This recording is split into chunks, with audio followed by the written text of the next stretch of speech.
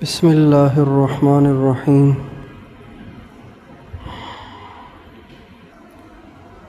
الحمد للہ رب العالمین،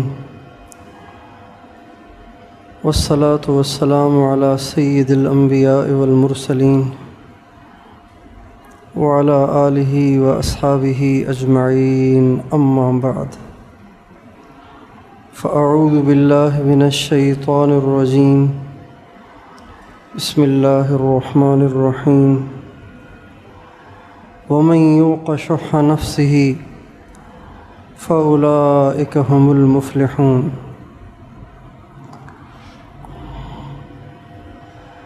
ومن یوق شح نفسہ فأولئک هم المفلحون۔ وقال تعالی: وإنه لحب الخير لشديد۔ وقال النبي صلى الله عليه وسلم: لو أن لابن آدم واديا من ذهب لأحب أن يكون له واديان ولن يملأ فاه إلا التراب۔ وقال عليه السلام: لا تجمعوا ما لا تأكلون ولا تبنوا ما لا تسكنون، او کما قال علیہ الصلاۃ والسلام۔ اللہم صل علی سیدنا محمد وعلی آل سیدنا محمد وبارک وسلم۔ میرے محترم دوستو اور بھائیو، انسان کے باطن کا سدھرنا، انسان کے باطن کا سنورنا، انسان کے باطن کا درست ہونا، یہ بہت ضروری ہے۔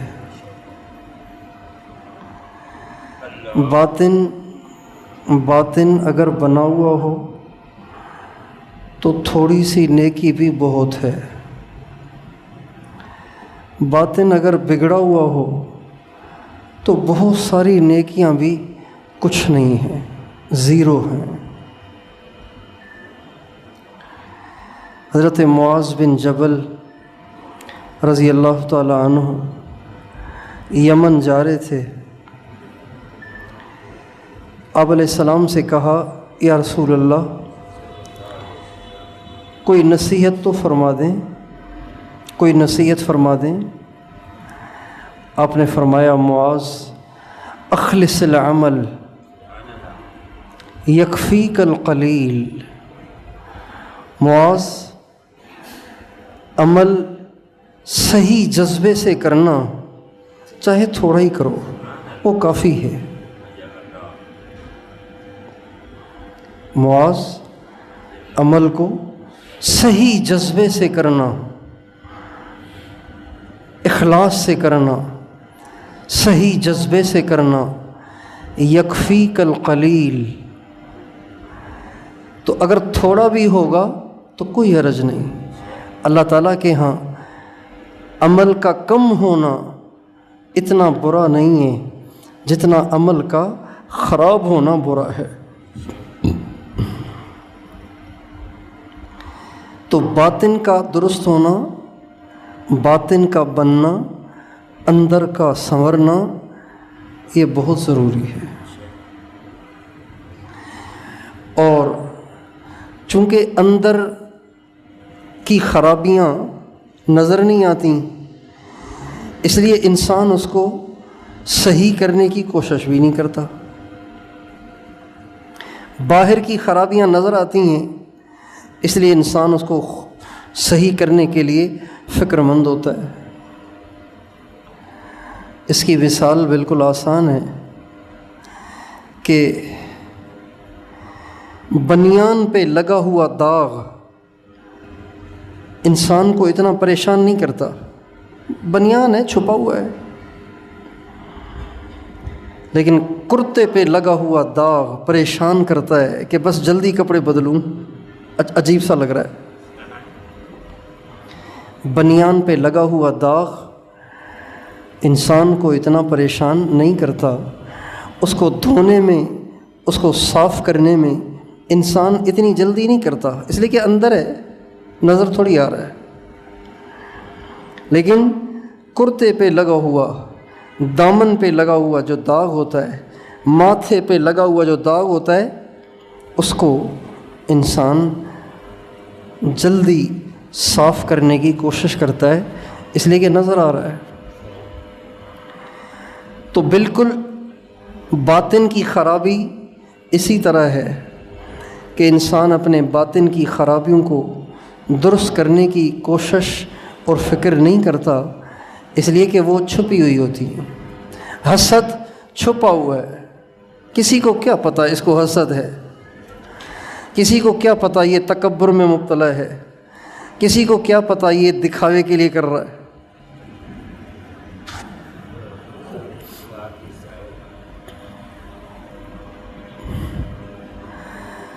مجھے آپ کے سامنے بیان کے لیے آتے وقت بغیر پگڑی پہنے آنے میں شرم آئے گی، شرم آئے گی یار۔ میں ہر بیان میں کہتا ہوں سنت سنت سنت، تو چلو گھر میں اگر نہ پہنوں تو اتنی بری چیز نہیں ہے، لیکن اب جن کے سامنے روزانہ ہر دفعہ کہوں سنت سنت، انہی کے سامنے بغیر پگڑی جاؤں، اچھا نہیں لگے گا۔ لیکن مجھے اس کی پریشانی نہیں ہوتی کہ میں نے پچھلے ہفتے 1 گھنٹے حسد پہ بیان کیا ہے، تو اگر مجھ میں خود میں حسد ہے تو مجھے اس کو تو صاف کرنا چاہیے نا۔ اس کو صاف کرنے کی فکر نہیں ہوتی، اس لیے کہ نظر نہیں آتا۔ اس لیے عام طور سے باطن کا کام رہ جاتا ہے، انسان ظاہر کو بناتے بناتے بناتے بناتے مر جاتا ہے اور باطن کو گندہ لیے اللہ کے پاس چلا جاتا ہے۔ لہٰذا دیندار بھی مارے جاتے ہیں، دیندار بھی پکڑے جاتے ہیں، اور دیندار بھی جہنم کے حقدار بن جاتے ہیں، اور دیندار بھی مردود ہو کر مرتے ہیں، مردود ہو کر مرتے ہیں۔ اس لیے کہ ظاہر کو تو بڑا بنایا، باطن کو بنایا نہیں۔ اس لیے اللہ تعالیٰ قرآن پاک میں عجیب بات فرماتے ہیں۔ اللہ تعالیٰ فرماتے ہیں یوم لا ينفع مال ولا بنون الا من اتى اللہ بقلب سلیم۔ یاد کرو اس دن کو جس دن تمہارا مال تمہیں کچھ کام نہیں آئے گا۔ ایک آدمی قیامت کے دن اگر یہ کہے کہ اللہ میاں میں MP تھا، MNA تھا، میری 5000 ایکڑ زمین تھی، اللہ کہیں گے اچھا آپ اتنے مالدار تھے، چلیں آپ جائیں جنت الفردوس میں۔ ایسے نہیں ہوگا، بڑے مالدار تھے آپ، چلیں ٹھیک ہے آپ جائیں جنت میں۔ اور نہ ایسے ہوگا کہ کوئی پرہیزگار دیندار قیامت کے دن آئے گا اور کہے گا یا اللہ نمازیں تو اللہ کا شکر ہے پوری ہیں میری، اور میں نے کبھی زنا نہیں کیا، کبھی شراب نہیں پی، کسی کا دل نہیں دکھایا، کسی کو گالی نہیں دی، اگر کبھی ہوئی بھی ہے تو میں نے ان سے معافی مانگ لی ہے، مرنے سے پہلے اپنے معاملات صاف کر لیے تھے۔ لیکن ایک بات ہے کہ میں تھا مزدور آدمی، دہاڑی پہ کام کرتا تھا، کہ اچھا تو مزدور تھا، چل جہنم میں، پکڑ کے ڈالو اس کو دوزخ میں۔ ایسے نہیں ہوگا۔ قیامت کے دن مال کے ہونے سے کوئی نفع نہیں، مال کے نہ ہونے سے کوئی نقصان نہیں۔ مال والے اور غریب دونوں اللہ کے ہاں برابر ہوں گے۔ تو اللہ تعالیٰ فرماتے ہیں یوم لا ينفع مال ولا بنون، اس دن کو یاد کرو جس دن مال کام نہیں آئے گا، ولا بنون، بیٹے بھی کام نہیں آئیں گے، بیٹے بھی کام نہیں آئیں گے۔ اس سے پتہ چلتا ہے کہ بیٹا ہونے کی خواہش یہ آج کے دور کی نہیں ہے، یہ اس زمانے میں بھی تھی۔ جیسے آج کل لوگ بیٹی پیدا ہو تو کنفیوز ہو جاتے ہیں، مایوس ہو جاتے ہیں، پریشان ہو جاتے ہیں، بیٹی ہوئی ہے۔ ایک جاننے والے کو بیٹی ہوئی، اس نے مٹھائی تقسیم کی تو دوسرے نے کہا مٹھائی تقسیم کر رہے ہیں، آپ کو بیٹی ہوئی ہے بیٹا ہوا ہے؟ کہا بیٹی ہوئی۔ کہا بیٹی پہ مٹھائی تھوڑی بانٹتے ہیں، بیٹے پہ بانٹتے ہیں۔ خدا کے بندے، یہ آج کے دور کی بات ہے۔ تو اللہ تعالیٰ فرما رہے ہیں اگر تمہیں بیٹے بھی ہو گئے، تم کئی بیٹوں کے باپ بھی بن گئے، قیامت کے دن اس کا کوئی فائدہ نہیں۔ قیامت کے دن اگر کوئی ایسا شخص آیا جس کے پاس 12 بیٹیاں تھیں، 12 بیٹے، 12 اولاد، سب کی سب بیٹیاں، تو ایسے نہیں ہوگا۔ اللہ کہیں گے تیرے پاس ساری بیٹیاں تھیں، نکمے، چل جہنم میں۔ اور ایسے بھی نہیں ہوگا کہ ایک آدمی کے 12 بیٹے تھے، بیٹی ایک بھی نہیں تھی، اللہ کہیں گے واہ واہ کمال کر دیا تم نے، جا جنت میں۔ ایسے نہیں ہوگا۔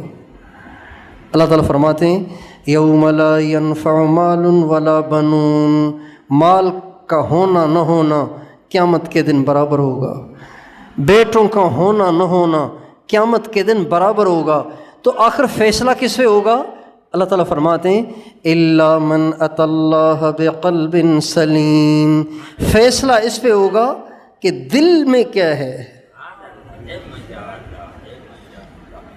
فیصلہ کس پہ ہوگا؟ فیصلہ کس پہ ہوگا؟ دل میں کیا ہے۔ اگر دل میں کچھ اور ہے بڑا بظاہر پہلی صف کا نمازی، لیکن دل میں کچھ اور ہے تو سب کی چھٹی ہو جائے گی۔ الا من اتى اللہ بقلب سلیم، اندر کا بنانا اتنا ضروری ہے، اندر کا بنانا اتنا ضروری ہے۔ لوگ داڑھی رکھ کے اسلام کے ٹھیکیدار بن جاتے ہیں، ٹوپی پہن کے اپنے آپ کو کتب سمجھنے لگ جاتے ہیں، اور پگڑی پہن کے اپنے آپ کو ولی کامل سمجھنے لگ جاتے ہیں، اور یوں سمجھتے ہیں کہ میرے جیسا تو دنیا میں کوئی فرشتہ ہی نہیں ہے۔ میرے پیارے، صرف پگڑی پہننے سے کام نہیں بنے گا جب تک کہ اندر نہ بنے۔ پگڑی پہننا ضروری ہے، پگڑی پہننی چاہیے، یہ ہمارے نبی کی مٹی ہوئی سنت ہے۔ پگڑی ہمارے نبی کی سنت ہے جو کہ مٹ گئی ہے۔ دنیا دار تو اس کا مذاق اڑاتے ہیں، تو پگڑی پہننی چاہیے، سنت ہے، اور یہ ایسی سنت ہے جو مٹ گئی ہے۔ دنیا دار تو اس کا مذاق اڑاتے ہیں، دیندار بھی اس کو پہننے میں اور محسوس کرتے ہیں، بےزتی محسوس کرتے ہیں۔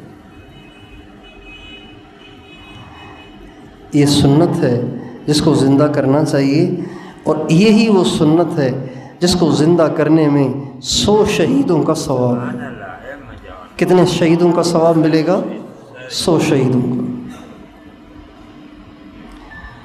تو پگڑی پہننی چاہیے، لیکن پگڑی انتہا نہیں ہے، پگڑی کافی نہیں ہے، جبہ قبہ کافی نہیں ہے، اندر کا بنانا بھی ضروری ہے۔ جیسے ظاہر کا بنانا ضروری ہے، باطن کا بنانا بھی ضروری ہے، اور ظاہر کا بنانا بہت آسان ہے۔ ایک آدمی 6 روزے کے لیے جاتا ہے، نماز شروع کر دیتا ہے، 3 دن لگا کے آ جاتا ہے، نماز شروع کر دیتا ہے، چلہ لگا کے آتا ہے، ٹوپی پہن لیتا ہے، پگڑی پہن لیتا ہے، داڑھی رکھ لیتا ہے، لیکن دل کی صفائی میں تو برسوں لگتے ہیں، برسوں۔ دل کی صفائی میں بتاؤ کتنا عرصہ لگتا ہے؟ برسوں۔ بسیار سفر باید تا پختہ شود خامیں، بڑے پاپڑ بیلنے پڑتے ہیں، تب کہیں جا کے انسان کا اندر بنتا ہے۔ مولانا روم رحمۃ اللہ علیہ کا ایک شعر ہے، مولانا جمشید صاحب بہت سناتے تھے۔ مولانا جمشید صاحب ایک شعر سناتے تھے مولانا روم رحمۃ اللہ علیہ کا، فارسی کا۔ قال را بگزار مرد حال شو، پیش مرد کامل پامال شو۔ صرف باتیں نہ بناؤ، صرف قال سے کچھ نہیں ہوگا، حال پیدا کرو، حال۔ قال را بگزار مرد حال شو، پیش مرد کامل پامال شو۔ صرف قال سے کام نہیں چلے گا، صاحب حال بنو، صاحب حال۔ اور صاحب حال کیسے بنو گے؟ پیش مرد کامل پامال شو، کسی کامل اللہ والے کے سامنے اپنے آپ کو پامال کر دو، اپنے آپ کو کیا کر دو؟ پامال کر دو۔ اندر باتوں سے نہیں بنتا، اندر صحبت سے بنتا ہے، اور اس میں ٹائم لگتا ہے۔ یہ ایک دن کا کام نہیں ہے، یہ 2 دن کا کام نہیں ہے، یہ مہینوں کا کام نہیں ہے۔ ہمارے ساتھی کہتے ہیں کہ جی گناہ ہی نہیں چھوٹ رہے، وسوسے ہی ختم نہیں ہو رہے۔ اچھا جی آپ مراقبہ کر رہے ہیں؟ کہا جی ہاں اللہ کا شکر ہے، روزانہ 5-7 منٹ مراقبہ ہو جاتا ہے، 5-7 مراقبہ ہو رہا ہے، 5-7 منٹ مراقبہ ہو رہا ہے، اور اس سے ہوا میں اڑنا چاہتے ہیں۔ کتنے بے وقوف ہیں ہم، کتنے ناسمجھ ہیں۔ 5 منٹ کے ذکر سے چاہتے ہیں کہ گناہ کا خیال بھی نہ آئے، یہ کیسے ہوگا؟ ایک آدمی آیا کسائی کے پاس، اس سے کہا یار میں نے تو آپ سے کہا تھا آپ مجھے بکرے کا گوشت دیں، بکرے کا، آپ نے مجھے شاید کوئی بوڑھے بیل کا گوشت دے دیا ہے، گل ہی نہیں رہا۔ بوڑھے بیل کا گوشت ذرا دیر سے گلتا ہے نا، آواز آ رہی ہے؟ بات سمجھ میں آ رہی ہے؟ بکری کا گوشت جلدی گل جاتا ہے، اور بوڑھے بیل کا گوشت ذرا دیر سے گلتا ہے۔ تو کسائی نے پوچھا کہ بھائی کتنی دیر آپ نے اس کو آگ پہ رکھا تھا؟ کب 5-6 منٹ تو رکھا ہوگا۔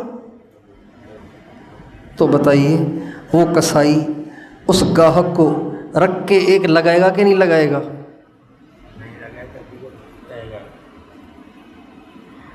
5 منٹ میں تو گوشت کو گلانا چاہ رہا ہے اور پھر کہہ رہا ہے کہ تو نے مجھے بوڑھے بیل کا گوشت دیا ہے۔ ابے بیوقوف کہیں گے کم از کم 1 گھنٹہ تو رکھو۔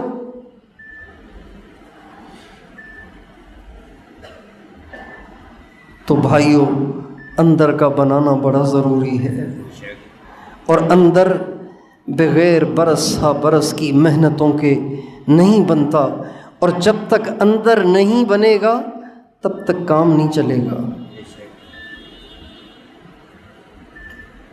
تب تک جنت نہیں ہے، تب تک جنت نہیں ہے، تب تک جنت نہیں ہے، تب تک جنت نہیں ہے، تب تک جہنم سے چھٹکارا نہیں ہے جب تک اندر نہ بن جائے۔ یوم لا ينفع مال ولا بنون الا من اتى اللہ بقلب سلیم۔ نہ مال سے نفع ہوگا، نہ اولاد سے نفع ہوگا، نفع ہوگا اس دل سے جو دل ہر برائی سے پاک ہو، ہر گناہ سے پاک ہو، ہر غلط جذبے سے پاک ہو۔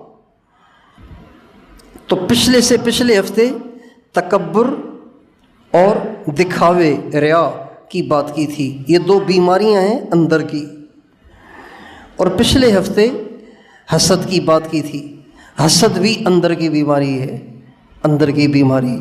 کسی کو اچھے حال میں دیکھ کر جل جانا، بھن جانا، پریشان ہو جانا۔ کسی کو اچھے حال میں دیکھے پریشان ہو جائے، یہ ایسے کیوں ہے، یہ بھی میری طرح پریشان کیوں نہیں ہے؟ اور پھر اس پہ کوئی پریشانی آ جائے تو اندر ہی اندر میں کہے مزے ہو گئے، اچھا ہوا اس کے ساتھ۔ اس کو حسد کہتے ہیں۔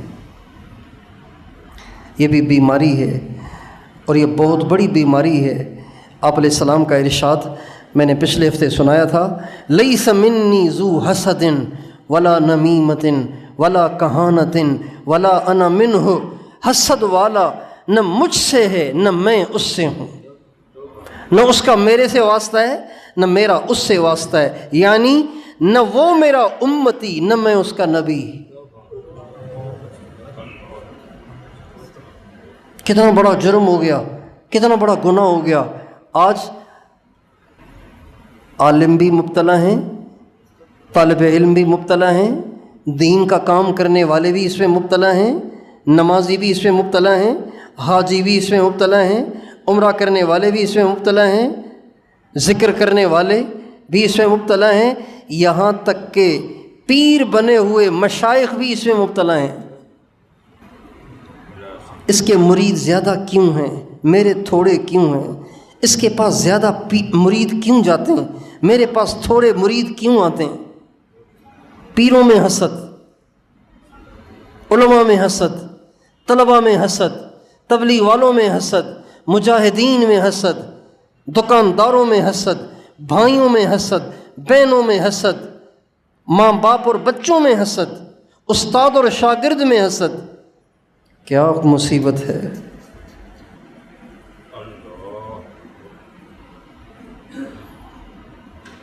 آپ علیہ السلام فرماتے ہیں نہ وہ میرا امتی نہ میں اس کا نبی۔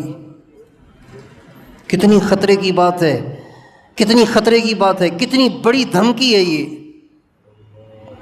اور آپ علیہ السلام فرماتے ہیں لا یجتمع فی جوف عبد الایمان والحسد، کسی انسان کے دل میں ایمان اور حسد جمع نہیں ہو سکتے۔ اگر ایمان ہے تو حسد نہیں ہوگا، حسد ہے تو ایمان نہیں ہوگا۔ لا یجتمع فی جوف عبد الایمان والحسد، ایک دل میں ایمان اور حسد جمع نہیں ہو سکتے۔ ایمان ہے تو حسد نہیں ہے، حسد ہے تو ایمان نہیں ہے۔ تو باطنی بیماریوں میں سے ایک بیماری حرص ہے، حرص، یہ بھی اندر کی بیماری ہے۔ حرص، ہوس، حرص، ہوس، ہوا و حرص والا دل بدل دے، سنا ہے نا؟ ہوا و حرص والا دل بدل دے، میرا غفلت میں ڈوبا دل بدل دے، بدل دے دل کی دنیا دل بدل دے، خدایا فضل فرما دل بدل دے۔ حرص یہ دل کی بیماری ہے۔ حرص بھی کون سی بیماری ہے بتاؤ؟ دل کی بیماری، دل کی بیماری ہے۔ حرص بھی دل کی بیماری ہے۔ حرص کسے کہتے ہیں؟ حرص یہ ہے کہ انسان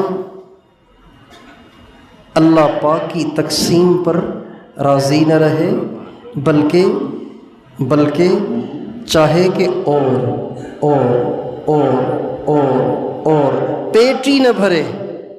اس کو کہتے ہیں ہوس، اس کو کہتے ہیں حرص، اس کو حرص کہتے ہیں، اس کو ہوس کہتے ہیں۔ اور یہ بڑی بیماری ہے، بڑی بیماری ہے۔ اس سے انسان کی عزت بھی متاثر ہوتی ہے اور دین بھی متاثر ہوتا ہے، دنیا بھی خراب ہوتی ہے، آخرت بھی خراب ہوتی ہے۔ جس آدمی کے اندر حرص ہوگی نا، جس میں حرص ہوگی، لوگوں کی نظروں میں بھی وہ ذلیل ہو جاتا ہے۔ آپ دیکھیں، آپ دسترخوان پہ بیٹھے ہوئے ہیں کھانے پہ، ایک آدمی آپ کے سامنے بیٹھا ہوا ہے، جو ہی دسترخوان بچھایا گیا، روٹی رکھی گئی، سالن کا ڈونگا رکھا گیا، سب سے پہلے اس نے ہاتھ ڈالا چمچ میں اور یوں بھر کے مرغی کی 4 ٹانگیں تو ڈال دیں اپنی پلیٹ میں،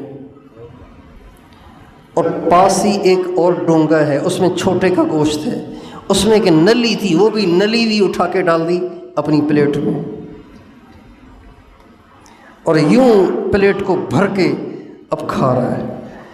دیکھنے والوں کو اچھا لگے گا یا برا لگے گا؟ عزت بنے گی یا ذلیل ہوگا؟ اوروں کی نظروں میں بزرگ بنے گا یا ذلیل ہو جائے گا؟ ذلیل ہو جائے گا۔ خدا کے بندے، جتنا کھاؤ اتنا ڈالو نا، ساری ٹانکیں تم نے اپنی پلیٹ میں ڈال دیں۔ حرص، عزت بھی خراب ہوتی ہے۔ اور جو حریص آدمی ہوتا ہے وہ اپنی دنیا بھی خراب کر دیتا ہے، دنیا بھی خراب کر دیتا ہے۔ اس لیے کہ حریص آدمی کی مثال اس شخص کی سی ہے جسے پیاس کی بیماری لگ گئی ہے، بھوک کی بیماری لگ گئی ہے۔ ایک بیماری ہے، اس کا نام ہے استسقاء، ایک بیماری ہے۔ اس بیماری میں کیا ہوتا ہے، انسان کو اتنی شدید پیاس لگتی ہے کہ پیتا رہے، پیاس بجھتی ہی نہیں، پھٹ جائے لیکن پیاس نہیں بجھتی۔ یہ ایک بیماری ہے، استسقاء کہتے ہیں اس کو۔ تو حریص آدمی کی مثال ایسی ہے کہ پیتا رہے پیٹ ہی نہ بھرے، کھاتا رہے پیٹ ہی نہ بھرے۔ تو چونکہ کوئی حریص ہو جائے تو وہ کیا کرتا ہے، پھر وہ نہ آرام، نہ کھانا، نہ پینا، بس سارا دن کمانا، چنانچہ کرتے صحت خراب کر بیٹھتا ہے، اپنی صحت کو خراب کر دیتا ہے۔ حرص ہے، ہوس ہے، پیٹ نہیں بھر رہا۔ بھائی آپ ضرور دکان پہ جائیں، لیکن جب کھانے کا ٹائم ہو تو شٹر نیچے کر کے سکون سے کھانا کھا لیں، کیا ہو جائے گا؟ بازار میں دوسری بھی دکانیں ہیں، گاہک وہاں چلے جائیں گے؟ نہیں، گاہک کوئی جائے نہیں، کھانا جائے تو جائے، آرام جائے تو جائے، بیمار ہو جاؤں تو کوئی حرج نہیں، گاہک نہ جائے۔ اس کو کہتے ہیں چمڑی جائے پر دمڑی نہ جائے۔ اس کو کیا کہتے ہیں؟ چمڑی جائے پر کیا نہ جائے؟ دمڑی کہتے ہیں پیسے کو۔ ایک پیسہ، 1 روپے میں 100 پیسے ہوتے ہیں، 1 روپے میں 100 پیسے ہوتے ہیں۔ آج کل تو 1 روپیہ نظر ہی نہیں آتا، وہ بھی کوئی دور تھا، 1 روپیہ بڑی دولت تھی۔ ہم لوگ اسکول جاتے تھے تو والدہ جو خرچی دیتی تھی وہ دیتی تھی 5 پیسے، کبھی 10 پیسے، کبھی 5 پیسے۔ 10 پیسے ملتے تھے تو چھلانگیں مارتے ہوئے جاتے تھے، واہ آج تو گول گپے بھی کھائیں گے، اور آج تو چھولے بھی کھائیں گے۔ زیادہ پیسے ملے، 5 پیسے کے گول گپے اور 5 پیسے کے چھولے کھائیں گے۔ اب تو بچے کو 10 روپے دیں تو منہ پہ مارتا ہے۔ تو جو حریص ہوتا ہے وہ اپنی جان کو بھی خراب کرتا ہے، اپنی دنیا کو بھی خراب کرتا ہے، اپنی عزت کو بھی خراب کرتا ہے، اور ہاتھ وہی آتا ہے جو اس کے نصیب میں پہلے سے لکھا ہوا ہوتا ہے، اس سے زیادہ اس کو ہاتھ نہیں آتا۔ اسی وجہ سے اللہ تعالیٰ فرماتے ہیں وَمَن يُوقَ شُحَّ نَفْسِهِ فَأُولَٰئِكَ هُمُ الْمُفْلِحُونَ۔ جو لوگ حرص سے بچا دیے گئے، ہوس سے بچا دیے گئے، وہ لوگ بامراد ہو گئے، کامیاب ہو گئے۔ وہ لوگ کیا ہو گئے؟ وہ لوگ کیا ہو گئے؟ کامیاب ہو گئے۔ مزے ہیں، ان کو کوئی ٹینشن، کوئی پریشانی نہیں ہے۔ پریشانی اس کو جس کا پیٹ نہ بھرے، جس کا پیٹ بھر گیا ہے اس کو کوئی پریشانی نہیں۔ اس پہ ایک لطیفہ یاد آیا، لطیفہ۔ ایک آدمی کو کسی نے دیکھا کہ وہ دریا کے کنارے لیٹا ہوا ہے، دریا کے کنارے ریت کے اوپر لیٹا ہوا ہے۔ اس کے پاؤں کے انگوٹھے میں ایک ڈوری بندھی ہوئی ہے، ڈوری۔ وہ ڈوری اس نے دریا میں ڈال دی ہے۔ اس ڈوری کے سرے پہ ایک کنڈی ہے، کنڈی۔ اس کنڈی میں تھوڑی سی بوٹی ہے، بوٹی، وہ اس نے ڈال دی ہے دریا میں۔ کیوں؟ اس لیے کہ جب کوئی مچھلی اس بوٹی کو پکڑے گی تو کنڈی میں کھنچاؤ پیدا ہوگا. وہ بوٹی کو کھینچے گی تو کنڈی بھی کھینچے گی نا. جو ہی کھینچے گی تو پتہ چل جائے گا، انگوٹھے سے پتہ چل جائے گا کہ ڈوری کھنچ رہی ہے. جو ہی ڈوری کے کھنچنا محسوس ہوگا تو ماہی گیر سمجھ جائے گا کہ مچھلی نے بوٹی میں منہ ڈال لیا ہے، تو وہ اسی وقت جھٹکے کے ساتھ اس ڈوری کو کھینچے گا اور کنڈی بھی باہر، بوٹی بھی باہر، اور بوٹی کے چکر میں مچھلی بھی باہر. بوٹی کے چکر میں مچھلی بھی باہر آ جائے گی. یہ طریقہ ہے. اب وہ لیٹا ہوا ہے، ڈوری بندھی ہوئی ہے. ایک آدمی آیا، پڑھا لکھا، سمجھدار، جیسے آج کل کے پڑھے لکھے ہیں نا، اللہ کی کم مانتے ہیں، عقل کی زیادہ مانتے ہیں.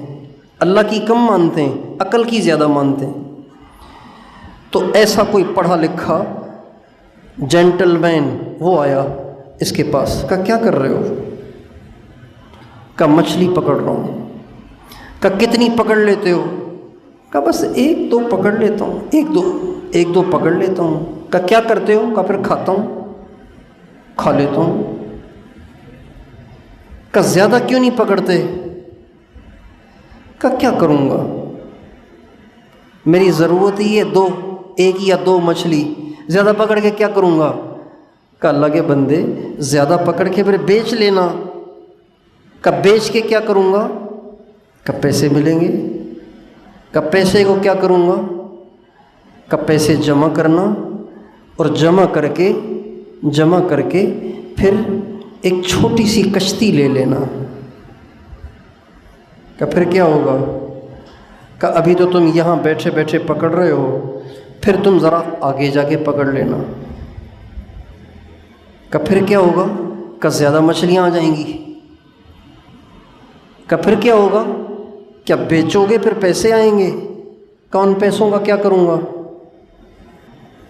اس نے کہا کہ جب زیادہ پیسے جمع ہو جائیں گے تو پھر تھوڑی سی اور بڑی کشتی لے لینا. کہا پھر کیا ہوگا؟ کیا اور زیادہ مچھلیاں پکڑ لینا. کہا بیچنا، پھر پیسے ہوں گے. کہا پیسوں کا کیا کروں؟ کہا جمع کر کے ایک اور بڑی کشتی، جہاز نما بڑی کشتی لے لینا. کہا پھر کیا ہوگا؟ کہا پھر بیچ میں چلے جانا، وہاں تو مچھلیاں ہی مچھلیاں ہیں، مچھلیاں ہی مچھلیاں ہیں. کہا پھر کیا ہوگا؟ کہا اتنی ساری جب مچھلیاں پکڑو گے تو تمہارا کاروبار بن جائے گا، ایکسپورٹ انپورٹ، مچھلیاں باہر ملک بھی بھیجو گے، اپنے ملک میں بھی بیچو گے. کہا پھر کیا ہوگا؟ کہا پھر تو پیسوں کے انبار لگ جائیں گے. کہا پھر کیا ہوگا؟ کہا پھر گھر بنانا، بڑا سارا گھر بنانا. کہا پھر کیا ہوگا؟ کہا پھر آرام سے بیٹھ کے کھانا. کہا پاگل کہیں کہ ابھی کیا کر رہا ہوں، ابھی کیا کر رہا ہوں، ابھی کون سی میں کسی چلا رہا ہوں، آرام سے تو بیٹھا ہوا ہوں. اتنا لمبا مجھے راستہ بتا رہے ہو تم، تو آرام سے تو بیٹھا ہوں نا. میں کیا کر رہا ہوں ابھی، کتنے سکون سے بیٹھا ہوا ہوں، کوئی ٹینشن نہیں. مچھلی ایک پکڑوں گا، جاؤں گا اسے آگ پہ پکا کے کھاؤں گا، اللہ اللہ خیر صلی اللہ، باقی سارا دن فارغ. اس کو کہتے ہیں ہوس، اس کو کہتے ہیں ہرس. ہمارے نبی کا ارشاد ہے لو ان لابن آدم وادیا من ذهب لاحب ان یکون له وادیان. اگر انسان کو ایک سونے کا جنگل دے دیا جائے تو انسان کہے گا اللہ میاں ایک اور دے دے، ایک اور دے دے. آپ دیکھیں نا ہمارے ہاں، یہ ہم تو آنکھوں سے دیکھ رہے ہیں نا، آنکھوں سے دیکھ رہے ہیں. لوگ 10ویں گریڈ میں داخل ہوتے ہیں، 17ویں گریڈ میں پہنچ کے بھی کہتے ہیں نہیں اور آگے جانا ہے. کاؤنسلر بنتے ہیں، کاؤنسلر بننے کے لیے الیکشن میں کھڑے ہوتے ہیں، کاؤنسلر بن جاتے ہیں، پھر ایک اور بڑا الیکشن کھیلتے ہیں اور پھر چیئرمین بن جاتے ہیں، پھر MPA بننے کی کوشش کرتے ہیں، پھر MNA بننے کی کوشش کرتے ہیں، پھر کچھ اور بننے کی کوشش کرتے ہیں، بس خدا بننے کی کوشش نہیں کرتے، باقی ہر کوشش کرتے ہیں۔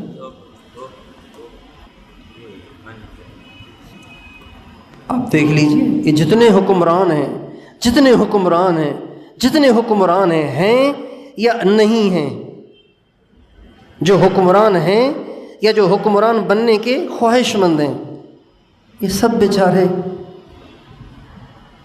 گھر بیٹھ کے آرام سے کھانا کھائیں، اپنے بچوں کو پالیں، نمازیں پڑھیں، اللہ اللہ کریں، اس کی بجائے بس لگے ہوئے ہیں سارا دن رسہ کشی میں، حکمران بننے کے چکر میں، حکمران بننے کی کوششوں میں لگے ہوئے ہیں دن رات۔ یہ حرص ہے، حرص، یہ اللہ کو بہت ناپسند ہے، بہت ناپسند ہے، بہت ناپسند ہے۔ اللہ تعالیٰ قرآن پاک میں انسان کی اس کمی کو بڑے دکھ بھرے لہجے میں بیان فرماتے ہیں، وَالْعَادِيَاتِ ذَبْحًا فَالْمُورِيَاتِ قَدْحًا فَالْمُغِيرَاتِ صُبْحًا فَأَثَرْنَ بِهِ نَقْعًا فَوَسَطْنَ بِهِ جَمْعًا إِنَّ الْإِنسَانَ لِرَبِّهِ لَكَنُودٌ وَإِنَّهُ عَلَى ذَلِكَ لَشَهِيدٌ وَإِنَّهُ لِحُبِّ الْخَيْرِ لَشَدِيدٌ۔ انسان کو بڑا شوق ہے مال کو جمع کرنے کا۔ اللہ تعالیٰ کہتے ہیں إِنَّهُ لِحُبِّ الْخَيْرِ لَشَدِيدٌ، یہ مال کو جمع کرنے کا بڑا شوق ہے، اس میں بڑا حریص بنا ہوا ہے، یہ پیٹ ہی نہیں بھرتا۔ وَإِنَّهُ لِحُبِّ الْخَيْرِ لَشَدِيدٌ، اللہ الگ لائے اور لشدید میں لام الگ لائے، تاکید پیدا ہو گئی۔ بہت مال کی ہوس ہے انسان میں، بہت مال کی ہوس ہے انسان میں، بہت مال کی ہوس ہے انسان میں، یہ مطلب بنتا ہے اس آیت کا۔ اور یہ جو حرص ہے، حرص جب انسان میں پیدا ہو جائے تو وہ زکوٰۃ نہیں دے سکتا، زکوٰۃ نہیں دی جاتی اس سے۔ وہ کہتا ہے 1 لاکھ مشکل سے کمائے ہیں، اس میں سے 2.5 کیوں نکالوں، خام خواہ کیوں نکالوں، کمائے میں نے دوں کسی اور کو، کیا وجہ ہے؟ زکوٰۃ۔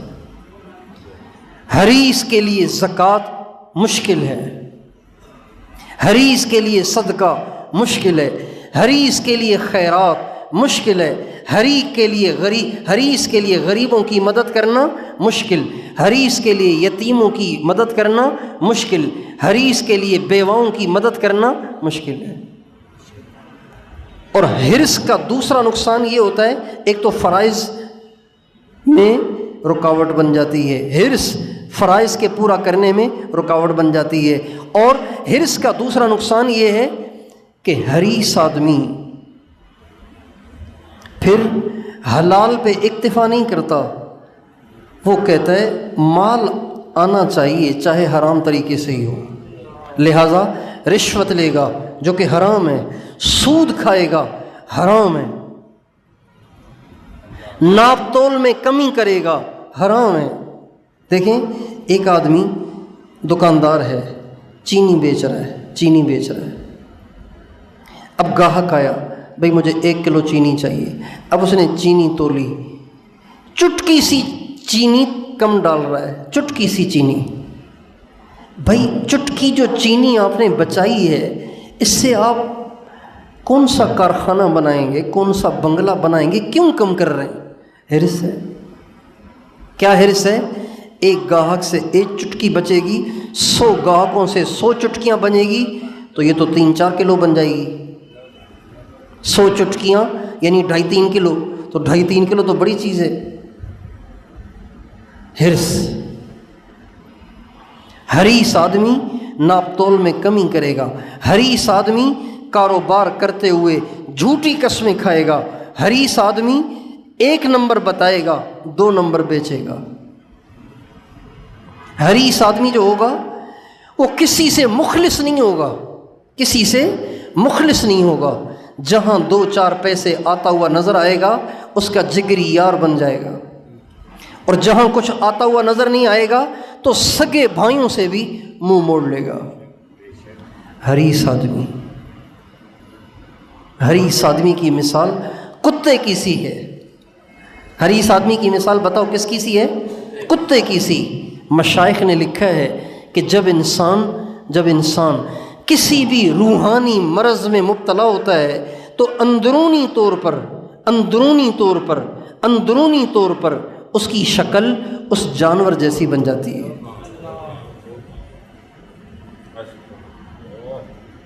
جو انسان بے غیرت بن جاتا ہے، بے حیا بن جاتا ہے، بے غیرت بن جاتا ہے، بے حیا بن جاتا ہے، بے شرم بن جاتا ہے، وہ شکل میں انسان نظر آتا ہے، لیکن اللہ والے اپنے اندر کی آنکھ سے اس کی اندر کی شکل دیکھ لیتے ہیں، وہ اندر سے سور بن جاتا ہے۔ چونکہ سور بے غیرت ہوتا ہے، سور اپنی ماں کے ساتھ بھی صحبت کر لیتا ہے۔ سور جو ہوتا ہے نا وہ اپنی ماں کے ساتھ بھی کر لیتا ہے۔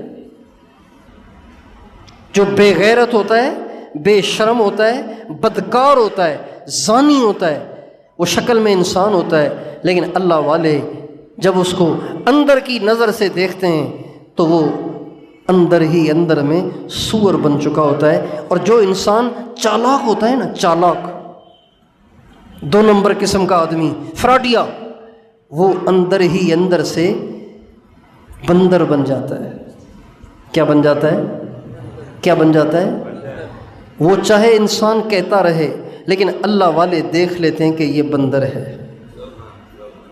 حضرت مولانا احمد علی لاہوری رحمۃ اللہ علیہ فرماتے ہیں، ایک دفعہ لاہور میں ایک علاقے میں ایک عورت رہتی تھی۔ ایک عورت، وہ مجذوبہ، اللہ پاک کی محبت کی ایسی اس پہ تجلی پڑی کہ اس کی عقل ختم ہو گئی۔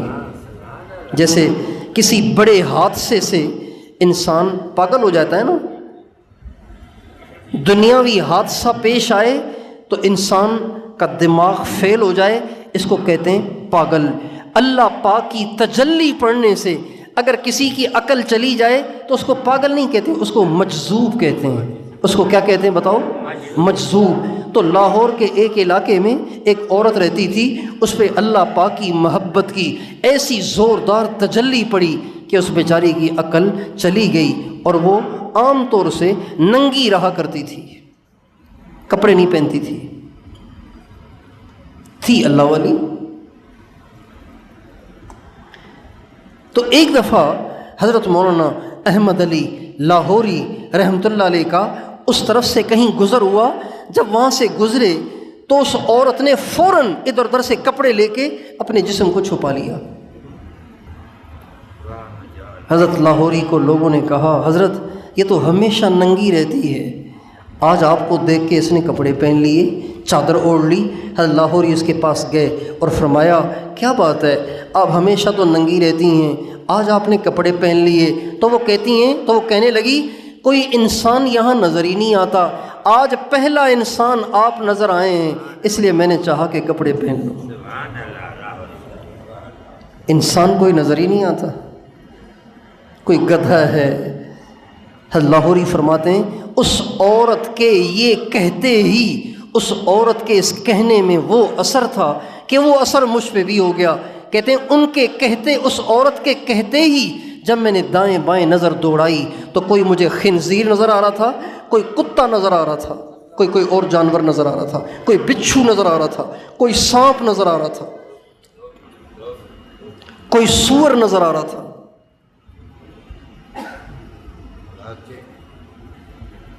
تو جو حریص آدمی ہوتا ہے نا، حریص اور چاہیے، وہ اندر ہی اندر میں کتا بن جاتا ہے۔ کیا بن جاتا ہے؟ کتا بن جاتا ہے۔ اللہ ہم سب کو بچائے۔ ہمارے نبی کا ارشاد ہے کہ اگر کوئی بھوکھا بھیڑیا، اگر دو بھوکے بھیڑیے دو بھوکے بھیڑیے ماں ذئبان جائعان ارسلا فی غنم بأضر لہما من حرص المرء علی المال والشرف لدینہ۔ آپ علیہ السلام کا ارشاد ہے دو بھوکے بھیڑیے اگر اسے بکریوں کے ریوڑ میں چھوڑ دیا جائے تو وہ اتنی تباہی نہیں مچاتے جتنی تباہی ایک انسان کے دین میں مچتی ہے حرص سے اور بڑا بننے کے جذبے سے۔ کسی آدمی کے اندر مال کی حرص آ جائے نا، مال کی حرص آ جائے یا بڑا بننے کا جذبہ پیدا ہو جائے، یہ دو چیزیں جتنا دین کو تباہ و برباد کرتی ہیں اتنا دو بھوکے بھیڑیے بکریوں کے ریوڑ میں داخل ہو کے بھی تباہی اور بربادی نہیں مچاتے۔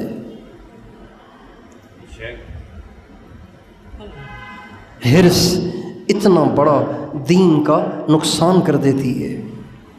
تو حریص آدمی فرائض بھی پورے نہیں کر پائے گا، حریص آدمی حلال پہ اکتفا نہیں کرے گا، وہ کہے گا کوئی بات نہیں توبہ کر لیں گے آج تو لے لو، لہٰذا حرام بھی کر لے گا، حرام بھی کمائے گا۔ اس لیے ہمیں چاہیے کہ ہم حریص نہ بنیں، حریص بنیں لیکن دین میں۔ حریص کس میں بنے؟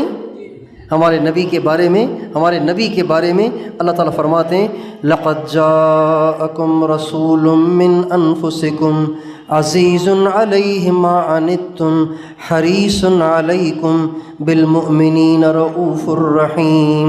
یہ جو میرا نبی تمہارے پاس آیا ہے اس میں یہ خوبی ہے، یہ خوبی ہے، یہ خوبی ہے، اور اس میں سے ایک خوبی یہ ہے حریص علیکم، یہ تم سب کی ہدایت کا حریص ہے۔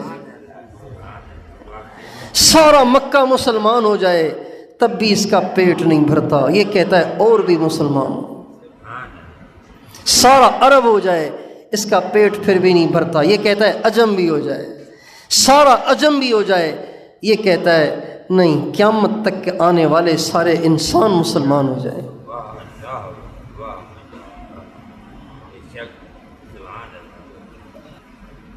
ہمارے نبی کے بارے میں اللہ فرماتے ہیں میرے نبی حریص ہیں، حریص علیکم، مگر یہ مال کا حریص نہیں ہے، مال کا تو اس کو جھونکا بھی نہیں لگا، ہوا بھی نہیں لگی، ٹوٹی ہوئی چٹائی پہ زندگی گزار دی، گدھے پہ سواری کر کے زندگی گزار دی، ایک ایسے تنگ گھر میں زندگی گزار دی جس میں 3 انسانوں سے زیادہ چوتھا لیٹ ہی نہیں سکتا، اتنا چھوٹا گھر۔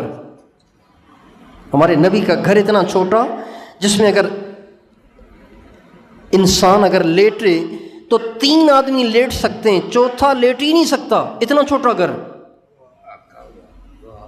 کتنا چھوٹا گھر ہوگا وہ جس میں چوتھے آدمی کے لیٹنے کی جگہ ہی نہ بچے، تیسری چارپائی نہیں، زمین پہ کوئی 3 آدمی لیٹیں تو چوتھے کی جگہ نہیں ہے۔ ہمارے نبی نے جس حجرے میں زندگی گزاری اماں عائشہ کے حجرے میں، اس میں 3 قبریں بنی ہیں، چوتھی قبر کی گنجائش نہیں ہے۔ ایک ہمارے نبی کی، ایک صدیق اکبر کی، ایک فاروق اعظم کی، چوتھی جگہ ہی نہیں ہے۔ نہ گھر کا شوق، نہ پہننے کا شوق، نہ کھانے کا شوق، نہ پینے کا شوق، نہ گھومنے کا شوق، نہ سواریوں کا شوق۔ دنیا کے لحاظ سے آپ پاک صاف تھے، لیکن آپ کو حرص تھی اس بات کی کہ دنیا کا کوئی انسان دوزخ میں نہ جائے۔ اللہ تعالیٰ فرماتے ہیں ان تحرص علی ھداھم فإن اللہ لا یہدی من یضل۔ اے میرے نبی اگر آپ ان کی ہدایت کے حریص ہیں تو آپ کے حریص ہونے کی وجہ سے ہم اپنا فیصلہ بدل تھوڑی دیں گے، گمراہوں کو ہم ہدایت نہیں دیں گے۔ جو دوسروں کو گمراہ کرتے پھرتے ہیں، جو اوروں کو سیدھے راستے سے ہٹاتے پھرتے ہیں، ہم ان کو ہدایت نہیں دیں گے۔ آپ کی حرص سے کیا ہوگا؟ وَمَا أَكْثَرُ النَّاسِ وَلَوْ حَرَصْتَ بِمُؤْمِنِينَ۔ اللہ اکبر، یہ اللہ مجھے سجا رہے ہیں، میں حافظ نہیں ہوں، اللہ سجا رہے ہیں وَمَا أَكْثَرُ النَّاسِ وَلَوْ حَرَصْتَ بِمُؤْمِنِينَ۔ اے میرے نبی اگر آپ چاہے کتنی حرص کر لیں سارے تو کلمہ نہیں پڑھیں گے، آپ چاہے کتنے حریص ہو جائیں سارے کلمہ نہیں پڑھیں گے۔ ہمارے نبی بھی اللہ کہتے ہیں حریص ہیں، لیکن گھٹیا دنیا کے نہیں، پیسے کے نہیں، گھر کے نہیں، دولت کے نہیں، سرمایے کے نہیں، جو مل گیا کھا لیا، نہیں ملا صبر کر لیا۔ آپ علیہ السلام فرماتے ہیں اللہ تعالیٰ نے مجھے کہا عرض علی ربی ان یجعل لی بطحاء مکۃ ذہبا، میرے رب نے مجھے کہا اے میرے نبی اگر تو کہے تو مکے کی ساری پہاڑیاں تیرے لیے سونے کی بنا دوں۔ بطحا سرزمین، پتھریلی سرزمین کو بطحا کہتے ہیں۔ اے میرے نبی اگر تو کہے تو میں مکے کے پہاڑ اور بطحا کی زمین تیرے لیے سونے کی بنا دوں، تو جہاں جائے گا یہ پہاڑ تیرے ساتھ چلیں گے۔ تو میں نے اللہ سے کہا اللہ میاں میں ان پہاڑوں کا کیا کروں گا، کیا کروں گا ان پہاڑوں کا؟ آپ مجھے ایک دن روٹی کھلایا کریں تاکہ شکر کرنے کا موقع ملے، اور ایک دن نہ دیا کریں تاکہ صبر کرنے کا موقع ملے۔ اجوع یومن و اشبع یومن، ایک دن کھانا چاہتا ہوں، ایک دن بھوکا رہنا چاہتا ہوں، جب کھاؤں تو شکر کرنے کا موقع ملے، یہ بھی نیکی ہے، اور جب نہ کھاؤں تو صبر کرنے کا موقع ملے، یہ بھی نیکی ہے۔ آپ علیہ السلام جا رہے تھے تو حضرت عبداللہ ابن عمر ایک صحابی ہیں، وہ اپنی والدہ کے ساتھ، وہ اپنی والدہ محترمہ کے ساتھ اپنے گھر کی دیوار کی باہر سے لپائی کر رہے تھے۔ کچی دیوار ہوتی ہے نا، اس کی جڑیں بعض دفعہ کھوکھلی ہونا شروع ہو جاتی ہیں، اس کو سندھی میں کہتے ہیں کلر، یعنی وہ اکھڑنا شروع ہو جاتی ہے، اس کی مٹی گرنا شروع ہو جاتی ہے۔ تو حضرت عبداللہ ابن عمر کے گھر سے کی دیوار کی جڑ سے مٹی گرنا شروع ہو گئی تھی، تو حضرت عبداللہ ابن عمر اور ان کی والدہ ان دونوں نے مٹی کا گارا بنایا، اور گارا بنا کے اس کی لپائی کرنے بیٹھ گئے۔ لپائی کرتے ہیں نا، لپائی کرنے بیٹھ گئے۔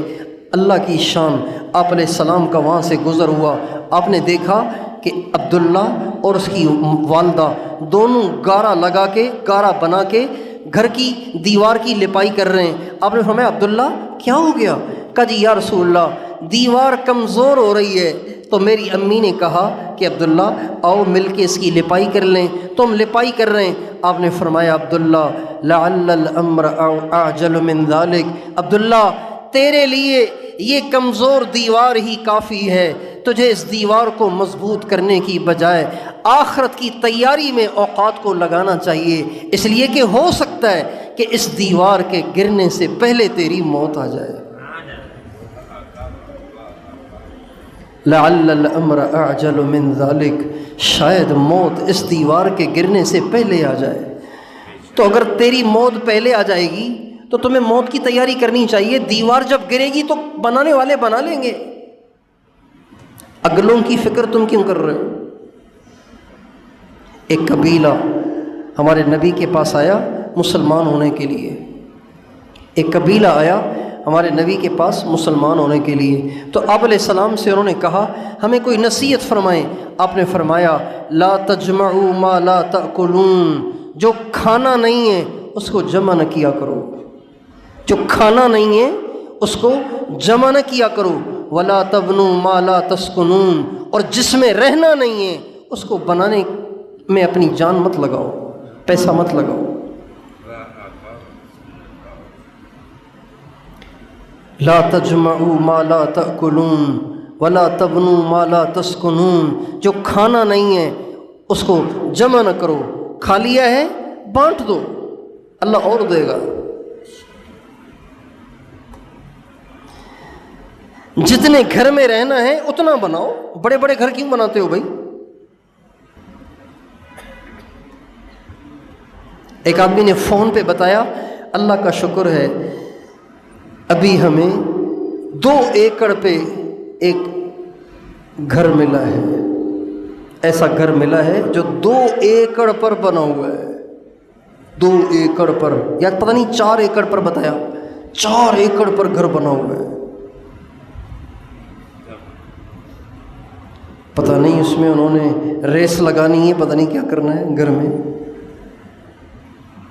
حریص ہونا اچھا نہیں ہے، اللہ کو بھی ناپسند ہے اور انسانوں کو بھی اچھا نہیں لگتا ایسا آدمی۔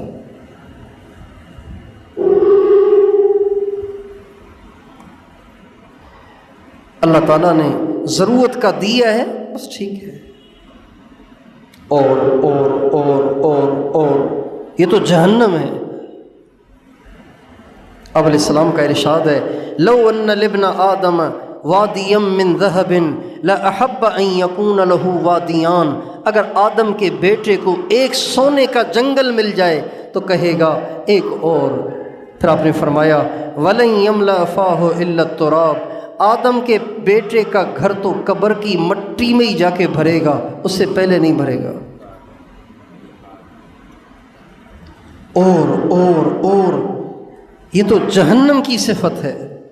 اللہ تعالیٰ فرماتے ہیں یوم نقول لجہنم هل امتلأت وتقول هل من مزید وازلفت الجنة للمتقین۔ اللہ تعالیٰ فرماتے ہیں کل قیامت کے دن ہم بہت بڑی تعداد کو جہنم میں ڈالیں گے اور جہنم سے پوچھیں گے هل امتلأت، بھر گئی تو کہ نہیں؟ تو وہ کہے گی هل من مزید، اللہ کچھ اور بھی بھیج، کچھ اور بھی بھیج، هل من مزید، کچھ اور بھی ہے، کچھ اور بھی دے۔ تو اس لیے میں اور آپ اس بیماری سے توبہ کریں۔ یہ گناہ ہے، یہ نافرمانی ہے، یہ اللہ کو ناپسند ہے۔ ایک چھوٹا سا واقعہ، حضرت علی کو ایک دفعہ معلوم ہوا کہ نبی کریم صلی اللہ علیہ وسلم کئی دن سے بھوکے ہیں، کئی دن سے آپ علیہ السلام نے کچھ نہیں کھایا، اور حضرت علی پریشان ہو گئے، کیا کروں، حضور بھوکے ہیں، پھر میرے پاس بھی کچھ نہیں ہے۔ نکلے باہر، کہیں مزدوری مل جائے کچھ کر لوں۔ چنانچہ ایک یہودی سے ملاقات ہو گئی، یہودی سے کہا کوئی کام ہے، میں مزدوری کرنے کے لیے تیار ہوں۔ کہاں ہے؟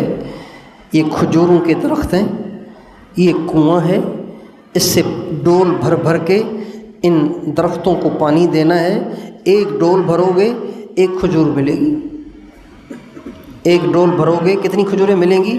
ایک۔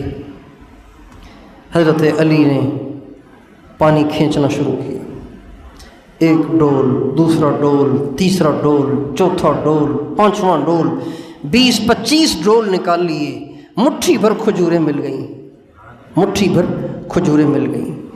جب وہ بھر چکے، یہودی کے اور بھی درخت ابھی باقی تھے، کچھ درختوں کو تو پانی مل گیا تھا، کچھ درخت ابھی باقی تھے، تو یہودی نے حضرت علی سے کہا کچھ اور بھی کرو، ابھی تو بہت کام باقی ہے۔ تو فرمانے لگے نہیں، میرے نبی اور میرے اہل بیت اور میرے نبی کی ضرورت کے لیے اتنی کھجوریں کافی ہیں، لہٰذا مجھے مزید کرنے کی ضرورت نہیں ہے۔ جب یہ کھجوریں لے کے نبی اکرم صلی اللہ علیہ وسلم کی خدمت میں پہنچے، آپ نے کہا یہ کیا لائے ہو؟ کہا کھجوریں۔ کہا تمہیں کس نے بتایا؟ کہا یا رسول اللہ مجھے معلوم ہوا کہ آپ بھوکے ہیں، تو میں یہودی کے باغ میں گیا، مزدوری کر کے آپ کے لیے کھجوریں کما کے لایا ہوں۔ آپ علیہ السلام نے کھجوروں کو کھایا اور فرمایا آج 3 دن کے بعد کچھ کھانے کو ملا ہے۔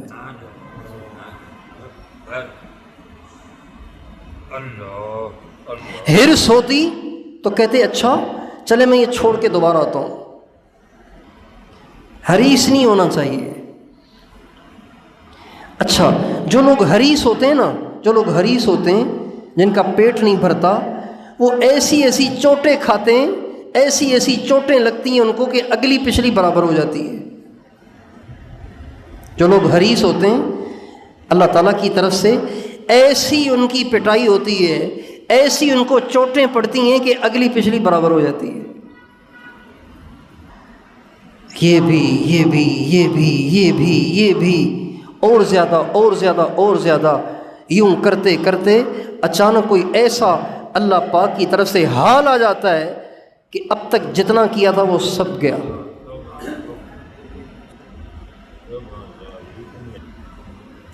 ابھی ایک اسکینڈل چلا تھا مزاربت کا۔ اس میں کیا ہوتا ہے، اس میں آدمی پیسے دیتا ہے، پیسے کسی کے ہوتے ہیں اور کام کسی اور کا ہوتا ہے۔ پیسے ایک دیتا ہے، کام کسی اور کا ہوتا ہے، اور پھر یہ چلتا رہتا ہے۔ جو نفع ہوتا ہے وہ کام کرنے والا بھی اس میں سے لیتا ہے، اور جس کا پیسہ ہوتا ہے وہ بھی لیتا ہے۔ پورے ملک کے اندر، پورے ملک، کراچی سے لے کے وہ پشاور تک، پورے ملک میں ایک ماحول بنا تھا مزاربت کا۔ لوگ پیسے دے رہے ہیں۔ جن کے اچھے خاصے کاروبار چل رہے تھے، جن کے اچھے خاصے بزنس چل رہے تھے، اچھا خاصا کما رہے تھے، صرف اس شوق میں کہ بیٹھے بیٹھے پیسے ملتے رہیں گے، انہوں نے اپنی بیویوں کے زیور بھی بیچ دیے، جو دکانیں ان کی چل رہی تھیں وہ دکانیں بھی بیچ دیں، اور اس کے پیسے بھی وہاں جمع کرا دیے کہ مہینے میں 1 لاکھ پہ 8,000 ملیں گے، 1 لاکھ پہ 5,000 ملیں گے، 1 لاکھ پہ بعضوں نے کہا 10,000 ملیں گے۔ اور جتنی جمع پونجی تھی وہ ساری کی ساری جمع کرا دی، 2 مہینے تک ملے، اور اس کے بعد لینے والا چلا گیا ملیشیا۔ پیسے لینے والا کہاں چلا گیا؟ سب بتاؤ، کون جائے ملیشیا؟ اچھے خاصے کاروبار کر رہے تھے۔ حریص نہیں ہونا چاہیے۔ اللہ نے جس حال میں رکھا ہے اس پہ اللہ پاک کی رضا میں راضی رہنا اور خوش رہنا، اور اسی پہ گزارا کرنا۔ اب یہ حرص کی بیماری تو ہم سب میں ہے، مجھ میں بھی ہے، اور اب آپ کو تو میں کہہ نہیں سکتا، بہرحال مجھ میں تو ہے۔ اب اس کا علاج کیا ہے؟ اس کا علاج کیا ہے؟ اس کا ایک علاج جو سب سے آسان ہے وہ ہمارے نبی نے بتایا ہے۔ میں اپنے نبی پہ قربان جاؤں۔ ہمارے نبی حبیب بھی ہیں، طبیب بھی ہیں، حبیب بھی ہیں، طبیب بھی ہیں۔ ہمارے نبی نے اس کا علاج بتایا ہے۔ علاج کیا ہے؟ آپ علیہ السلام فرماتے ہیں، دنیا کے لحاظ سے اپنے سے اوپر والوں کو دیکھنا چھوڑ دو، بس علاج ہو گیا۔ دنیا کے لحاظ سے اپنے سے اوپر والوں کو دیکھنا چھوڑ دو، حرص ختم ہو جائے گی، زندگی میں اتنا سکون آ جائے گا کچھ نہ پوچھو۔ حرص کیوں ہوتی ہے؟ دیکھو وہ کہاں پہنچ گیا ہے، میں بھی دوڑ لگاؤں۔ ایسی گاڑی ہونی چاہیے، ایسی، لہذا تھوڑی سی اور دوڑ لگاؤ۔ اس کے پاس تو کار ہے، میرے پاس تو موٹر سائیکل ہے، میں کار والا کب بنوں گا؟ اب دوڑ لگا رہے ہیں تاکہ میں بھی کار والا بن جاؤں۔ کار ہے لیکن مہران ہے، مہران کار ہے۔ آج کل تو کوئی بڑا آدمی مہران میں نہیں بیٹھتا بھئی، کار کم از کم، چلو بڑی نہ صحیح لیکن کم از کم چھوٹے سائز کی ہی، کم از کم وڈز تو ہو نا، وڈز ایک کار کا نام ہے، جاپانی کار ہے وڈز، کم از کم وڈز تو ہو نا بھائی۔ اب وڈز بھی مل گئی، اب یار کم از کم ہونڈا سیوک تو ہو نا، ہونڈا سیوک کرولا بڑی، اب وہ بھی آ گئی۔ اب دیکھ رہا ہے کہ کوئی چودھری، کوئی وڈیرا، کوئی ایم پی ایم این اے زوم جا رہا ہے ویگو میں، خود آگے بیٹھا ہوا ہے، پیچھے اس کے 2 گارڈ گنے لے کے بیٹھے ہوئے ہیں۔ اب یہ سوچ رہا ہے یہ ہونڈا سیوک تو کچھ بھی نہیں ہے، آخر ویگو تو ہونی چاہیے نا۔ اب یہ ویگو کے شوق میں، اب لینڈ کروزر کے شوق میں، اب ہیلی کاپٹر کے شوق میں، بس یہی شوق کرتے کرتے بیچارہ قبر میں چلا جاتا ہے، چڑھتے چڑھتے چڑھتے چڑھتے زیرو ہو جاتا ہے، چڑھتے چڑھتے زیرو ہو جاتا ہے۔ دنیا گول ہے نا، دنیا کیا ہے؟ سب بتاؤ دنیا کیا ہے؟ ایک آدمی یہاں سے دوڑنا شروع کرے، بھاگ رہا ہے بھاگ رہا ہے بھاگ رہا ہے بھاگ رہا ہے بھاگ رہا ہے، تو وہ سمجھ رہا ہے میں بہت تیز بھاگ رہا ہوں، لیکن بھاگتے بھاگتے آخر کہاں پہنچے گا؟ جہاں سے چلا تھا۔ دنیا گول ہے، ساری زندگی محنت کرتے کرتے کرتے کرتے کرتے کرتے کرتے قبر، کچے مکان سے چلا تھا کچے مکان تک پہنچ گیا، مٹی سے چلا تھا مٹی تک جا پہنچا، اجل نے نہ کسرا ہی چھوڑا نہ دارا، اسی سے سکندر سا فاتح بھی ہارا، ہر ایک لے کے کیا کیا نہ حسرت سے دھارا، پڑا رہ گیا سب یوں ہی ٹھاٹھ سارا، اجل تیرا کر دے کہ بالکل صفایا، جگہ جی لگانے کی دنیا نہیں ہے، یہ عبرت کی جا ہے تماشا نہیں ہے۔ لوگوں نے اس دنیا کو ریس کا میدان سمجھ لیا ہے، ریس کا میدان، دوڑ لگا رہے ہیں دنیا کی۔ دوستو یہ دنیا کی دوڑ لگانے کا میدان نہیں ہے، یہ آخرت کی دوڑ لگانے کا میدان ہے۔ ہمارے نبی نے ایک دفعہ فرمایا کہ جو آدمی روزانہ 100 دفعہ کہے گا سبحان اللہ والحمد للہ ولا الہ الا اللہ واللہ اکبر، جو آدمی 100 دفعہ یہ کہے گا اس دن اس سے زیادہ نیکی کرنے والا کوئی نہیں ہے۔ اور یہ بات آپ نے فرمائی غریب مسلمانوں سے۔ غریب مسلمانوں نے آ کے ہمارے نبی سے کہا یا رسول اللہ، ہمارے جو مالدار بھائی ہیں وہ صدقہ کر رہے ہیں، خیرات کر رہے ہیں، اللہ کے راستے میں لگا رہے ہیں، غریبوں یتیموں بیواؤں کی مدد کر رہے ہیں، اتنی بڑی جنت بنا رہے ہیں، ہمارے پاس تو پیسہ ہے نہیں تو ہم اتنی بڑی جنت کیسے بنائیں؟ آپ نے فرمایا تم یہ شروع کر لو، تم یہ شروع کر لو، سبحان اللہ الحمدللہ لا الہ الا اللہ اللہ اکبر 100 دفعہ پڑھو، تو اس سے افضل عمل اور کوئی نہیں ہے۔ ہاں جو اس سے زیادہ پڑھے گا وہ اس سے افضل ہو جائے گا۔ اچھا یہ بات آپ نے فرمائی غریبوں سے، اللہ کی شان مالداروں کو پتہ چل گیا، مالداروں کو بھی پتہ چل گیا۔ اب مالدار صدقہ خیرات تو کر ہی رہے تھے، اب انہوں نے بھی تسبیح پڑھنا شروع کر دی، سبحان اللہ الحمدللہ لا الہ الا اللہ اللہ اکبر۔ غریب بھاگے بھاگے آئے، یا رسول اللہ یہ مالدار تو پھر آگے نکل گئے، صدقہ خیرات تو کر رہے ہیں مگر وہ تسبیح جو آپ نے ہمیں بتائی پھر انہوں نے بھی شروع کر لی، اب آپ کوئی اور عمل بتائیں نا تاکہ ہم بھی آگے نکل جائیں۔ آپ نے فرمایا ذالک فضل اللہ یؤتیہ من یشاء واللہ ذو الفضل العظیم۔ اب یہ تو اللہ کا فضل ہے نا، اب کیا کریں، یہ تو اللہ کا فضل ہے، جس کو اللہ دے دے۔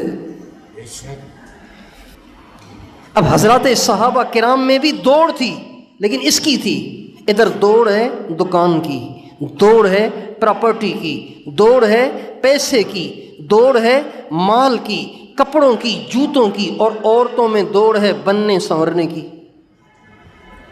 عورتوں میں دوڑ ہے بننے سنورنے کی، حرص۔ میں نے اپنے ایک بیعت والے ساتھی سے پوچھا، ایک بیعت والے ساتھی نے مجھ سے کہا بیوی بہت پیچھے پڑی ہوئی ہے کہ بڑا موبائل لے کر دو۔ میں نے کہا بھئی اچھی چیز نہیں ہے، چھوڑ دو، اس کو ترغیب دے کے راضی کر لو۔ کیا کرے گی تمہاری بیوی بڑا موبائل لے کے؟ کیا دیکھے گی؟ فلمیں دیکھے گی، ڈرامے دیکھے گی، گانے سنے گی، کیا کرے گی؟ کہا نہیں، بس اس نے نیٹ پہ نا کپڑے دیکھنے ہوتے ہیں، کپڑے دیکھنے، آج کل کون کون سے ڈیزائن آئے ہوئے ہیں، کپڑے دیکھنے ہوتے ہیں بس۔ اب کپڑے دیکھتی ہے تو پھر کہتی ہے لاؤ۔ اچھا یہ بات ہے آج سے 2 مہینے پہلے کی، سننا شاید وہ بھی سن رہے ہوں، یہ بات ہے 2 مہینے پہلے کی۔ پھر کل فون آیا، کہنے لگے دعا کریں۔ میں نے کہا کیا؟ کا رزق میں برکت نہیں ہے، پہلے گھر کے خرچے پورے ہو جاتے تھے، اب خرچے پورے نہیں ہو رہے، تو میں نے کہا پھر نئی نئی ورائٹیاں دکھاؤ گے تو پھر کہاں خرچے پورے ہوں گے بھائی۔ ہرس بہت بری بلا ہے، بہت بری گندی بیماری ہے، جس سے لگ جائے یوں سمجھیں گویا اسے دیمک لگ گیا، ختم کر دے گا اس کو۔ تو ہرس ختم کرنے کا طریقہ اللہ کے نبی نے کیا بتایا؟ اپنے سے اوپر والوں کو دیکھنا چھوڑ دو، اپنے سے نیچے والوں کو دیکھو۔ اپنے سے موٹر سائیکل والا کار والے کو نہ دیکھے، سائیکل والے کو دیکھے۔ یہ حضور کا حکم ہے۔ یہ کس کا حکم ہے؟ سب بتاؤ۔ حضور کا حکم ہے۔ موٹر سائیکل والا کار والے کو بالکل نہ دیکھے، سائیکل والے کو دیکھے۔ سائیکل والا پیدل والے کو دیکھے۔ پیدل والا بغیر جوتوں کے ننگے پاؤں چلنے والے کو دیکھے۔ ایک بزرگ کہتے ہیں ایک دفعہ مجھ پہ اتنی تنگی آئی کہ میرے پاس جوتا نہیں تھا، اب نماز کا وقت ہو گیا ہے اور میں نے مسجد جانا ہے، اب شدید گرمی اور دھوپ پڑ رہی ہے، تو میں بہت پریشان ہوا۔ ہائے اللہ، آپ نے مجھے جوتے بھی نہیں دیے کہ کہیں میں آپ کو آ کے سجدہ کر لیا کروں، نماز تو پڑھ لیا کروں، جوتا تو دے دیتے مجھے۔ میرے دل میں تھوڑا سا اعتراض پیدا ہوا، پریشانی پیدا ہوئی، ناشکری کی سی کیفیت پیدا ہوئی۔ یا اللہ، جوتا تو دے دیتے کہ آپ کے گھر آ کے نماز تو پڑھ سکتا، اتنی گرمی پڑ رہی ہے اب کیسے جاؤں؟ کہنے لگے ابھی میں یہ دل میں سوچ ہی رہا تھا کہ میں نے ایک کو دیکھا کہ وہ سرین کے بل گھسٹتا ہوا جا رہا تھا۔ کس کے بل؟ سرین کے بل، ٹانگیں نہیں تھیں اس کے، ٹانگیں ہی نہیں تھیں، سرین کے بل گھسٹتا ہوا مسجد جا رہا تھا۔ میں نے کہا اے اللہ تیرا شکر ہے، تو نے مجھے ٹانگیں تو دی ہیں۔ کہتے ہیں یہ دیکھتے ہی دوڑتا ہوا میں مسجد پہنچ گیا۔ جوتوں والوں کو دیکھا تو اللہ پہ اعتراض پیدا ہوا، بن ٹانگوں والوں کو دیکھا تو اللہ کی نعمت کا شکر پیدا ہو گیا اور دوڑ کے مسجد پہنچ گیا۔ اس لیے ہمارے نبی نے اماں عائشہ سے فرمایا، عائشہ اوپر والوں کو نہیں دیکھنا، دنیا کے لحاظ سے اوپر والوں کو نہ دیکھنا، نیچے والوں کو دیکھنا، اللہ کا شکر پیدا ہوگا۔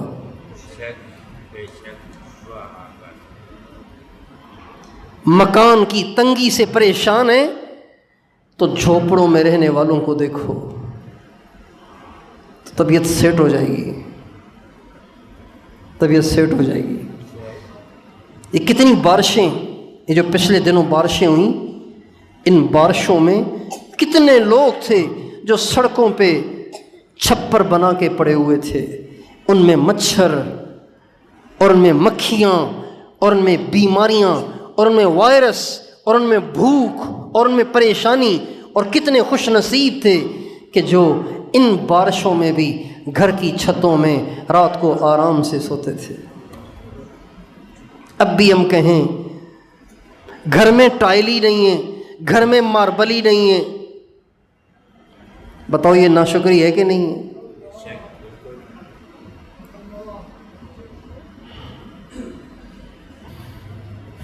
یہ علاج ہے ہرس کے ختم کرنے کا، ایک علاج۔ دوسرا علاج وہ اللہ نے قرآن میں بتایا، یہ حدیث میں ہے اور دوسرا قرآن میں ہے۔ اللہ تعالیٰ فرماتے ہیں وَإِنَّهُ لِحُبِّ الْخَيْرِ لَشَدِيدٌ، انسان کو بڑا شوق ہے مال جمع کرنے کا۔ یہ بات فرما کے آگے اللہ نے اس کا علاج بتایا، افلا يعلم اذا بعثر ما في القبور وحصل ما في الصدور ان ربهم بهم يومئذ لخبير۔ انسان کو بڑا شوق ہے مال کو جمع کرنے کا، کیا اس کو اس کا خیال نہیں آتا کہ ایک دن قیامت آئے گی، اللہ پاک کے سامنے اٹھایا جائے گا؟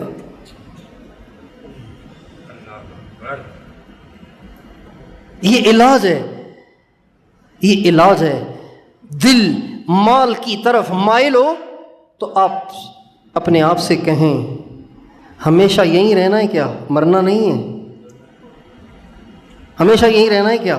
مرنا نہیں ہے، مرنا ہے، جانا ہے، پھر پیشی ہوگی، حساب ہوگا، اللہ پاک کے سامنے کھڑا کیا جائے گا۔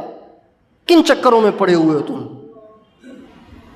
اور یہ بات یاد رکھیں، جس کے پاس جتنی زیادہ دنیا ہوگی، جس کے پاس جتنا زیادہ مال ہوگا، قیامت کے دن اتنا اس کا حساب زیادہ ہوگا۔ حضرت عباس نے، کس نے؟ سب بتائیں۔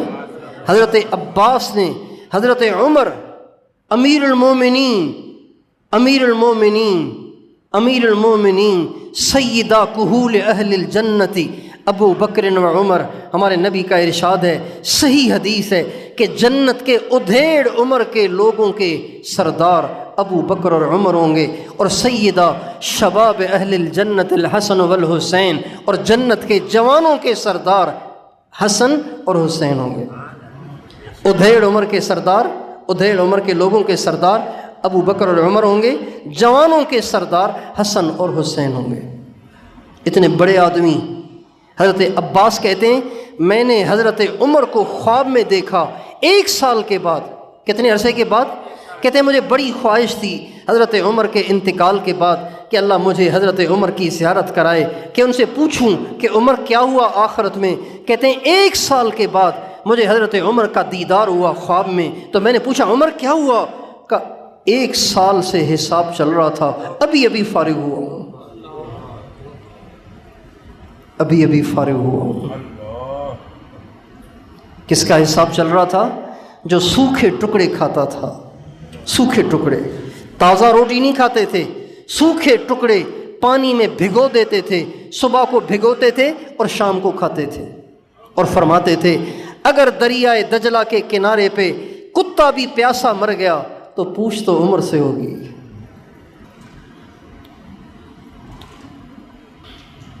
گشت کر رہے ہیں، رات کو گشت کر رہے ہیں، گشت کرتے ہوئے ایک گھر کے اندر سے بچوں کے رونے کی آواز سنائی دی، بچوں کے رونے کی آواز سنائی دی۔ رات کو سوتے نہیں تھے حضرت عمر، رات کو سوتے نہیں تھے۔ جب امیر بنے 10 سال امیر رہے، 10 سال رات کو سوئے ہی نہیں، 10 سال رات کو نہیں سوئے، ساری رات گشت کرتے تھے۔ کوئی پریشان حال، کوئی مصیبت زدہ، میں اس کی مدد کروں۔ گشت کر رہے ہیں، ایک گھر سے بچوں کے رونے کی آواز سنائی دی، دروازہ کھٹکھٹایا، ایک بڑھیا نے کھولا، فرمایا، اس نے پوچھا کون؟ کہا جی یہ بچے، یہ اندر سے رونے کی کیوں آواز آ رہی ہے؟ کہا یہ بچے رو رہے ہیں۔ کہا کیوں رو رہے ہیں؟ کہا بھوک کی وجہ سے رو رہے ہیں۔ کیوں رو رہے ہیں بھائی؟ بولو تو صحیح نا، بھوک کی وجہ سے رو رہے ہیں۔ تو کہا یہ ہنڈیا تو رکھی ہوئی ہے آپ نے چولہے پہ، ہنڈیا تو رکھی ہوئی ہے؟ کہ یہ پانی رکھا ہے ابالنے کے لیے، بچوں کا دل بہلانے کے لیے، اور بچوں سے یوں کہا ہے بیٹا کھانا پک رہا ہے، آپ سو جاؤ، جب کھانا پک جائے گا نا تو آپ کو اٹھا کے کھلا دوں گی۔ لیکن بچے بھوک کی وجہ سے سو ہی نہیں رہے۔ بچوں کا دل بہلانے کے لیے پانی رکھا ہے، آگ پہ ابالنے کے لیے بھاپ اٹھ رہی ہے، اور بچے اسی سے خوش ہو رہے ہیں، ابھی کھانا پکے گا، ابھی کھانا پکے گا۔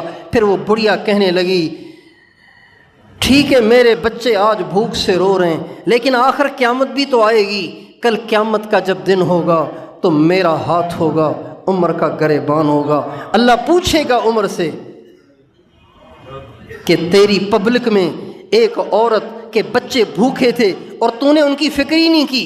جب اس نے یہ کہا نا تو حضرت عمر زار و قطار رونے لگ گئے اور کہنے لگے ارے بڑی اماں آپ کے حال کی عمر کو کیا خبر؟ عمر کوئی عالم الغیب تو نہیں ہے کہ اس کو ہر چیز کا پتہ چل جائے، آپ کے حال کی عمر کو کیا خبر؟ کہ جب وہ ہمارا امیر بنا ہے تو اس کو ہمارے حال کی خبر لینی چاہیے نا، امیر بنا ہے ہمارے حال کی خبر لینی چاہیے۔ حضرت عمر نے جب یہ سنا تو وہاں سے لگائی دوڑ لگائی۔ 70 سال کا بوڑھا بھاگا جا رہا ہے۔ حضرت اسلم غلام بھی ساتھ ہیں، بیت المال کے پاس پہنچے، ایک بوری اٹھائی، آٹا، گھی، یہ اور وہ بہت ساری چیزیں اس بوری میں بھر لیں، اب وہ بوری بالکل کھچا کھچ بھر گئی۔ جب وہ بوری بھر گئی تو اپنے غلام اسلم سے کہا اسلم اسے اٹھا کے میرے کندھے پہ رکھ دو۔ کہا امیر المومنین آپ تو 70 سال کے بوڑھے ہیں، آپ سے بوری کیسے اٹھائی جائے گی؟ اس کو تو مجھے اٹھانے دیں۔ فرمایا نہیں، کل قیامت کے دن بھی میرے گناہوں کا بوجھ تو اٹھائے گا، کل قیامت کے دن جب بوجھ میں ہی اٹھاؤں گا، لہٰذا آج اس بوری کو بھی میرے کندھے پہ رکھ دے۔ چنانچہ اس بوری کو کندھے پہ اٹھائے، بھاگے بھاگے بھاگے بھاگے آئے اور آ کے اس بڑھیا کا دروازہ کھٹکھٹایا اور کہا اماں جان آپ کے بچے بھوکے ہیں، آپ یہ قبول کر لیجئے۔ اور پھر دے کے عورت سے کہا کہ امی جان، بڑی اماں آپ بچوں کو سنبھالیں، میں آپ کے لیے کھانا تیار کرتا ہوں۔ چنانچہ لکڑیاں جمع کیں اور ان کو آگ لگائی، لیکن رات کا وقت تھا، لکڑیاں گیلی تھیں، رات کا وقت تھا، لکڑیاں گیلی تھیں۔ آزمائش تو دیکھو نا، حضرت عمر کو اللہ آزما رہا ہے، رات کا وقت ہے، لکڑیاں گیلی ہیں۔ حضرت عمر نے دیگچی رکھی، آٹا ڈالا، گھی ڈالا، چینی ڈالی، جو میٹھی چیز تھی وہ ڈالی اور اس کو چلانے لگ گئے۔ اب وہ بار بار آگ بجھ جائے، پھر حضرت عمر پھونکے مار مار کے اس آگ کو بجھائیں۔ حضرت اسلم کہتے ہیں کہ جب حضرت عمر پھونکے مار مار کے اس آگ کو جلا رہے تھے تو میں دیکھ رہا تھا حضرت عمر کی آنکھوں سے پانی بہہ رہا تھا، آنسو بہہ رہے تھے، اور ان لکڑیوں سے نکلنے والا دھواں حضرت عمر کی گھنی داڑھی میں سے کراس ہو رہا تھا، اور حضرت عمر آگ جلائے جا رہے ہیں، جلائے جا رہے ہیں، جلائے جا رہے ہیں، وہ حریرہ پکائے جا رہے ہیں، پکائے جا رہے ہیں، پکائے جا رہے ہیں۔ جب پک چکا تو وہ دیگچی اس بڑھیا کے حوالے کی اور کہا اماں جی یہ آپ اپنے بچوں کو کھلائیں، اور بچوں عورت کے حوالے کر کے خود ذرا دور ہٹ کے بیٹھ گئے۔ حضرت اسلم نے کہا اب تو کھانا ان کے حوالے کر دیا ہے، اب چلے نا؟ تو فرمانے لگے نہیں، ان بچوں کو روتا دیکھا تھا، کچھ دیر ان کو ہنستا ہوا بھی تو دیکھنے دو،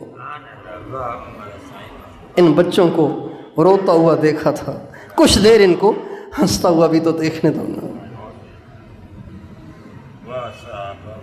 تو کافی دیر ان بچوں کو کھاتا ہوا اور خوش ہوتا ہوا دیکھتے رہے، اور پھر وہاں سے جب دیر ہو گئی تو حضرت اسلم نے کہا امیر المومنین چلیں؟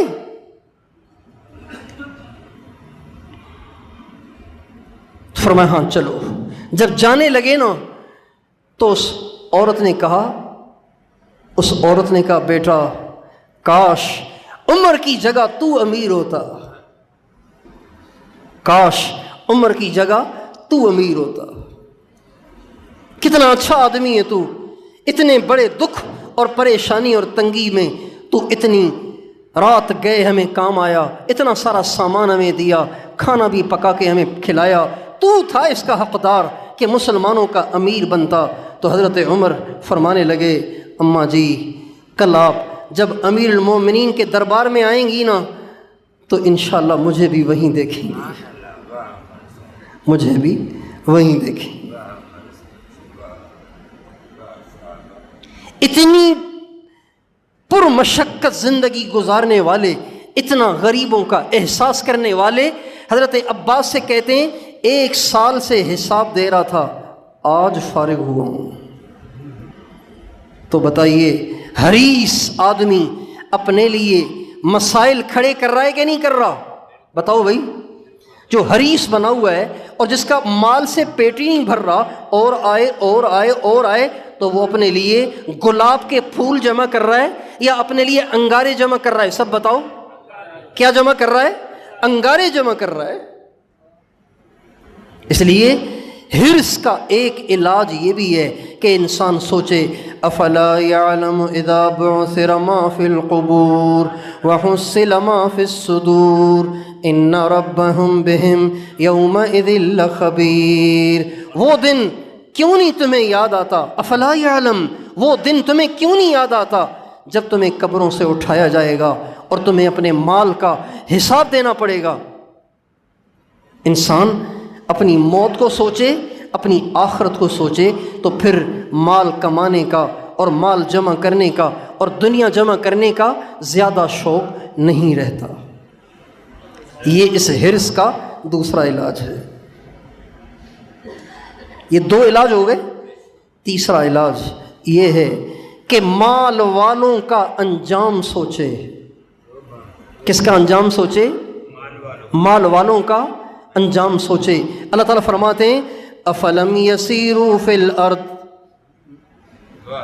فینظروا کیف کان عاقبۃ المکذبین، کیا یہ لوگ زمین میں پھرتے نہیں ہیں اور دیکھتے نہیں ہیں کہ جھٹلانے والوں کا کیا انجام ہوا۔ قارون کو اللہ نے مال دیا تھا، موسیٰ علیہ السلام نے کہا زکوٰۃ دو، زکوٰۃ دینے سے اس نے انکار کر لیا۔ کیوں؟ حریص تھا، حریص تھا، کہتا میں زکوٰۃ کیوں دوں، سارا میرا ہے۔ چنانچہ موسیٰ علیہ السلام نے بد دعا کی اور وہ زمین میں دھنسا۔ آگے اللہ نے عجیب بات فرمائی، اولم یعلم ان اللہ قد اہلک من قبلہ من اشد منہ قوۃ واکثر جمعا ولا يسأل عن ذنوبهم المجرمون۔ اللہ فرماتے ہیں اس کم بخت قارون نے کبھی یہ نہیں سوچا کہ اس سے پہلے اس سے بھی زیادہ طاقتور لوگ آئے، اس سے بھی زیادہ پیسے والے اور مال والے آئے، لیکن سب ختم ہو گئے۔ اللہ پاک نے سب کو ہلاک کر دیا، بے نام و نشان کر دیا۔ اگر یہ ان کے بارے میں سوچتا تو کبھی بھی یہ مال کا اتنا حریص نہ بنتا کہ موسیٰ علیہ السلام کے زکوٰۃ کے حکم کو ٹھکرا دیتا۔ اس آیت سے پتہ چلتا ہے کہ انسان کو اگر اس میں حرص کی بیماری اس کو لگ گئی ہے تو اس کو ختم کرنے کے لیے وہ اپنے سے پچھلے لوگوں، اپنے سے پہلے زیادہ مال والے اور زیادہ پیسے والوں کا انجام سوچے۔ یہ تین چیزیں ہیں، اگر کوئی کرے گا تو انشاءاللہ اسے پھر مال کی حرص نہیں رہے گی، ہوس نہیں رہے گی۔ اللہ تعالیٰ اس کو حرص جیسی گندی بیماری سے نجات دے دے گا۔ ایک علاج اپنے سے دنیا کے لحاظ سے اپنے سے اوپر والوں کو دیکھنا چھوڑ دیں، اپنے سے نیچے والوں کو دیکھا کریں۔